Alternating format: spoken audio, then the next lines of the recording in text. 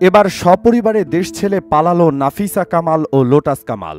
নাফিসা কামাল বিপিএলের সবচেয়ে সফল দল কুমিল্লা ভিক্টোরিয়ান্সের মালিক, আর লোটাস কামাল তার বাবা ও সাবেক অর্থমন্ত্রী ও বিসিবি সভাপতি। সম্প্রতি সোশ্যাল মিডিয়া ভাইরাল একটি ভিডিওতে তাদের কোনো এক বিমানবন্দরে দেখা গিয়েছে। অনেকের মতে তারা এরই মধ্যে সিঙ্গাপুরে ঢুকেও গেছেন। কেবল বাপ ও মেয়েই নয়, একই সাথে পরিবারের আরও অনেকেই পালিয়েছেন বলে জানা গেছে। তবে এখনও এই খবর কোনো জাতীয় গণমাধ্যমে আসেনি। মূলত হাসিনা ও তার দোসরদের পতনের পর সারা দেশে বয়ে চলেছে বদলের হাওয়া। যেহেতু দেশের সকল ক্ষেত্রে রাজনৈতিক একটা প্রভাব বিদ্যমান ছিল, তাই দেখা যাচ্ছে বড় রদবদল, যার ব্যতিক্রম নয় ক্রীড়াঙ্গনও। অন্যান্য সকল সংগঠনের মতো বিসিবির নেতৃত্ব পর্যায়ের অনেকেই আছেন আত্মগোপনে। বিসিবির বাইরে হলেও লোটাস কামাল ও নাফিসা কামাল দেশের ক্রিকেটের অংশ। দুজনেই কুমিল্লার সাথে জড়িত। লোটাস কামাল তো বিসিবি সভাপতি, এমনকি আইসিসি সভাপতিও হয়েছিলেন।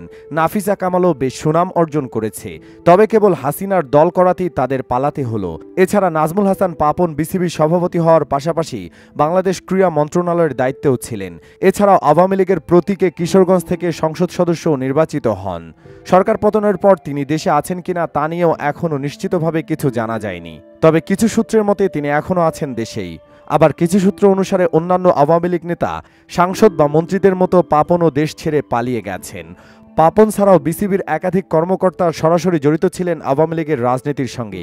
এদিকে রাষ্ট্রীয় অনেক সংগঠনের নেতৃত্ব পর্যায়ে ব্যাপক রদবদল আসতে দেখা যায়। তবে বিসিবির কমিটিতে সেই পরিবর্তন এত সহজে দেখার সুযোগ নেই, কেননা বাংলাদেশ ক্রিকেট বোর্ড সরকার কর্তৃক পরিচালিত হয় না। সেখানে কোনো প্রকার পরিবর্তন আনতে হলে মানতে হবে আইসিসির নিয়ম, অন্যথায় পড়তে হতে পারে বড় শাস্তির মুখে। যেমন গত বছর ক্রিকেট বোর্ডের সরকারি হস্তক্ষেপ ও পরিবর্তনের কারণে আইসিসি কর্তৃক বড় শাস্তির মুখে পড়তে হয়েছিল শ্রীলঙ্কান ক্রিকেটকে। তাই এখনই বিসিবিতে পরিবর্তন দেখার সুযোগ নেই। প্রতি 4 বছর পর পর থাকে বিসিবির নির্বাচন। নাজমুল হাসান পাপনের বর্তমান কমিটির মেয়াদ আগামী বছরের সেপ্টেম্বর পর্যন্ত রয়েছে।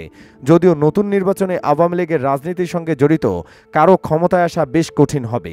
সুপ্রিয় দর্শক, নাফিসা ও কামালের পালানো দেখে কি মনে হচ্ছে? তাহলে কি পাপনও কোনো ফাঁক দিয়ে বিদেশে পালিয়ে গেছে? কমেন্টে জানাতে পারেন মতামত। আর অবশ্যই ভিডিওটি লাইক ও শেয়ার করুন। ধন্যবাদ।